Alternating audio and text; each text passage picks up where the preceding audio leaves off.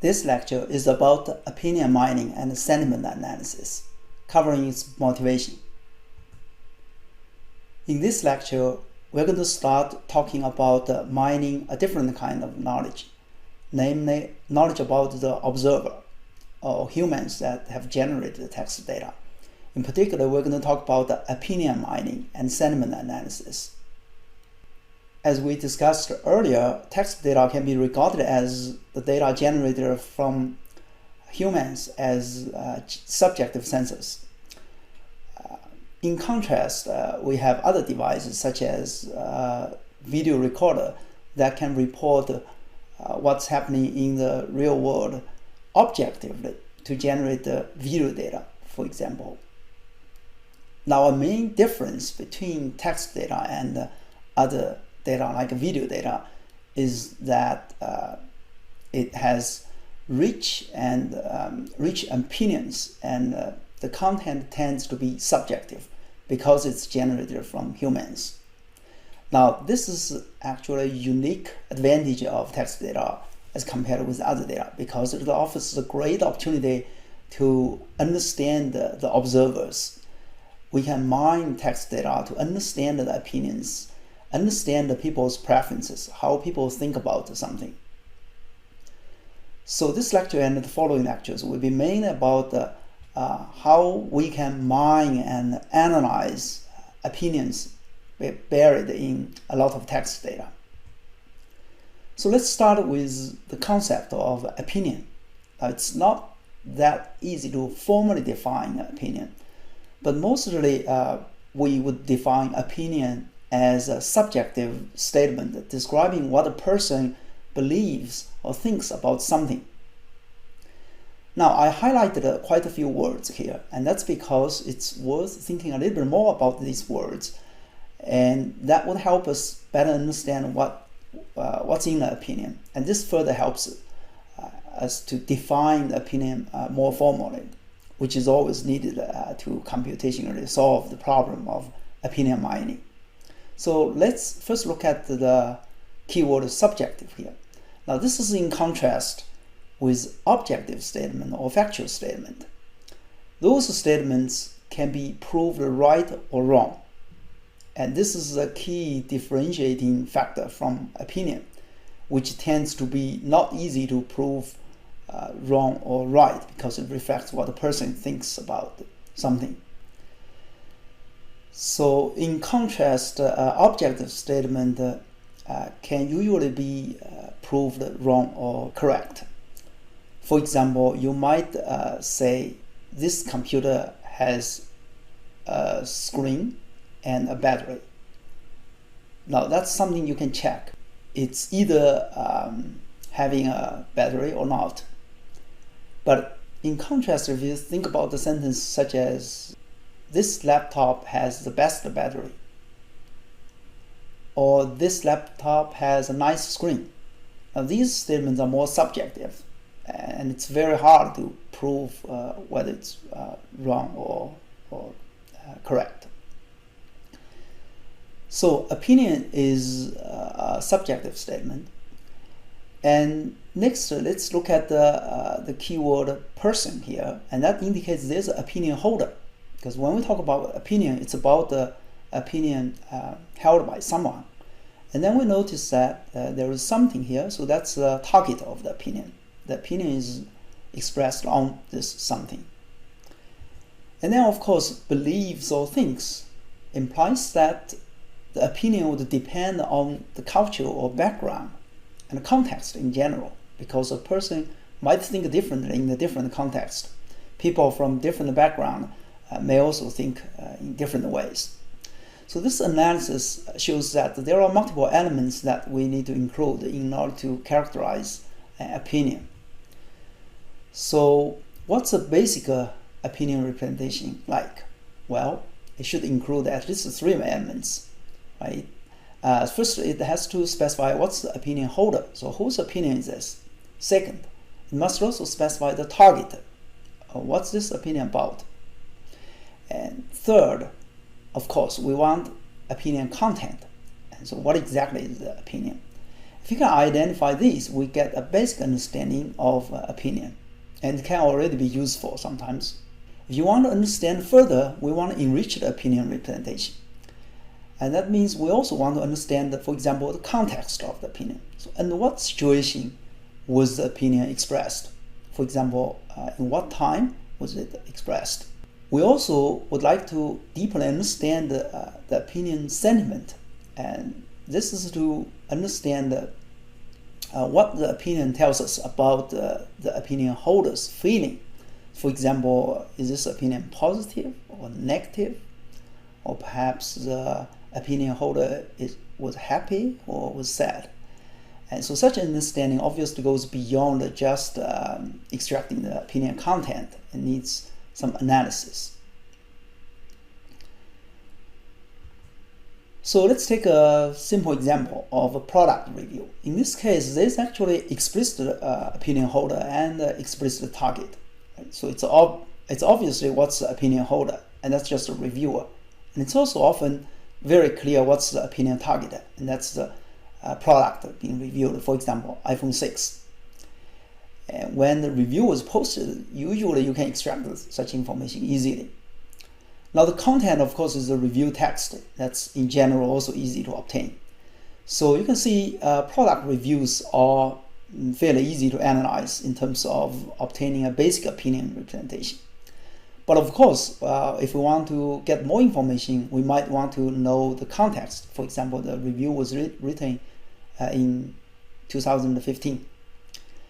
Or we want to know that the sentiment of this review is positive. And so this additional understanding, of course, adds value to mining the opinions. Now you can see in this case, the task is relatively easy, and that's because the opinion holder and the opinion target have already been identified. Now let's take a look at the sentence in the news. In this case, we have an implicit holder and implicit target, and the task is in general harder. So we can identify opinion holder here, and that's the governor of Connecticut. We can also identify the target. So one target is Hurricane Sandy, but there is also another target mentioned, which is a hurricane of 1938. So what's the opinion? Well, there's a negative sentiment here, and that's indicated by words like bad and worst. And we can also then identify the context, New England in this case. Now, unlike in a product review, all these elements must be extracted by using natural language processing techniques. So the task is much harder, and we need a deeper natural language processing. And these examples also suggest that a lot of work can be easily done for product reviews, and that's indeed what has happened. Analyzing sentiment in news is still quite difficult. It's more difficult than the analysis of opinions in product reviews. Now, there are also some other interesting variations. In fact, here we're going to examine the variations of opinions more systematically. First, let's think about the opinion holder. Now, the holder could be an individual or could be a group of people. And sometimes opinion was from a committee or from a whole country of people. Opinion target can also vary a lot. It can be about one entity, a particular person, a particular product, a particular policy, etc. But it could be about a group of products, could be about the products from a company in general. Could also be very specific about one attribute of the entity. For example, it's just about the battery of iPhone. It could be about someone else's opinion, and one person might comment on another person's opinion, etc. So you can see there's a lot of variation here that will cause the problem to vary a lot. Now, opinion content, of course, can also vary a lot. On the surface, you can identify one sentence opinion or one phrase opinion, but you can also have longer text to express the opinion, like a whole article. And furthermore, we can identify the variation in the sentiment or emotion dimension. That's about the feeling of the opinion holder. So we can distinguish positive versus negative or neutral, or happy versus sad, etc. Finally, the opinion context can also vary. We can have a simple context, like different time or different locations, but there could be also complex text, such as some background topic being discussed. So when an opinion expressed in a particular discourse context, it has to be interpreted in different ways than when it's expressed in another context. So the context can be very rich to include the entire discourse context of an opinion. From computational perspective, we're most interested in what opinions can be extracted from text data. So it turns out that we can also distinguish different kinds of opinions in text data from computation perspective. First, the observer might make a comment about the opinion target in the observed world. So in this case, we have the author's opinion. For example, I don't like this phone at all, and that's the opinion of this author. In contrast, the text might also report opinions about others. So the person could also make an observation about another person's opinion and report this opinion. So for example, I believe he loves that painting. And that opinion is really about, is really expressed by another person here. So it doesn't mean this author loves that painting. So clearly the two kinds of opinions need to be analyzed in different ways. And sometimes in product reviews, you can see, although mostly the opinions are from this reviewer, sometimes the reviewer might mention opinions of his friend or her friend, right? And another complication is that there may be indirect opinions or inferred opinions that can be obtained by making inferences on what's expressed in the text that might not necessarily look like opinion. For example, one statement that might be, this phone ran out of battery in just 1 hour. Now, this is in a way a factual statement because it's either true or false, right? You can even verify that. But from this statement, one can also infer some negative opinions about the quality of the battery of this phone, or the feeling of the opinion holder about the battery. The opinion holder clearly wished the battery to last longer. So these are interesting variations that we need to pay attention to when we extract opinions. Also, for this reason, about the indirect opinions, it's often also very useful to extract whatever the person has said about the product. And sometimes factual sentences like these are also very useful. So from practical viewpoint, sometimes we don't necessarily extract the subjective sentences. Instead, we could just get all the sentences that are about opinions that are useful for understanding the person or understanding the product being commented on. So the task of opinion mining can be defined as taking text data as input to generate a set of opinion representations. In each representation, we should identify opinion holder, target, content, and context. Ideally, we can also infer opinion sentiment from the content and context to better understand the opinion. Now, often some elements of the representation are already known. I just gave a good example in the case of product reviews, where the opinion holder and opinion targeter are often explicitly identified. And that's not why this turns out to be one of the simplest opinion mining tasks.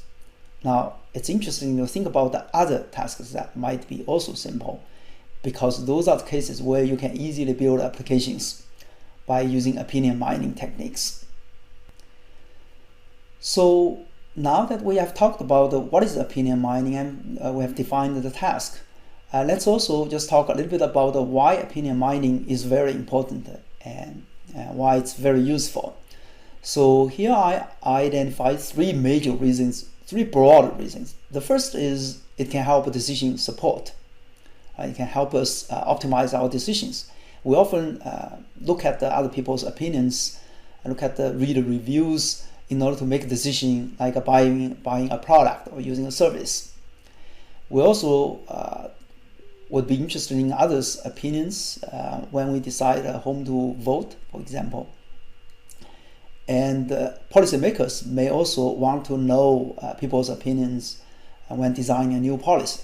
So that's one general kind of applications, and it's very broad, of course. The second application is to understand people, and this is also very important. For example, it can help understand people's preferences. And this could help us better serve people. For example, we can optimize a product search engine or optimize a recommender system if we know what people are interested in, what people think about products. It can also help with advertising, of course, and we can have targeted advertising if we know what kind of people tend to know like what kind of product. Now, the third kind of applications can be called a voluntary survey. Now, this is mostly to support research that used to be done by doing surveys, doing manual surveys, question answering. People need to fill in forms to answer some questions. Now, this is directly related to humans as sensors, and we can usually aggregate opinions from a lot of humans to kind of assess the general opinion. Now, this would be very useful for business intelligence, where product manufacturers want to know where their products have advantages over others. Right? What are the winning features of their product, or winning features of competitive products?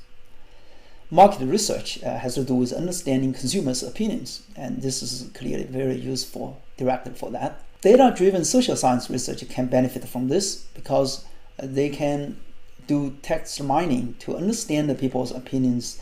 And if we can aggregate a lot of opinions from social media, from a lot of public information, then you can actually do some study of some questions. For example, we can study the behavior of people on social media or on social networks. And these can be regarded as a voluntary survey done by those people. In general, we can gain a lot of advantage in any prediction task because we can leverage the text data as extra data about any problem, and so we can use text-based prediction techniques to help you make prediction or improve the accuracy of prediction.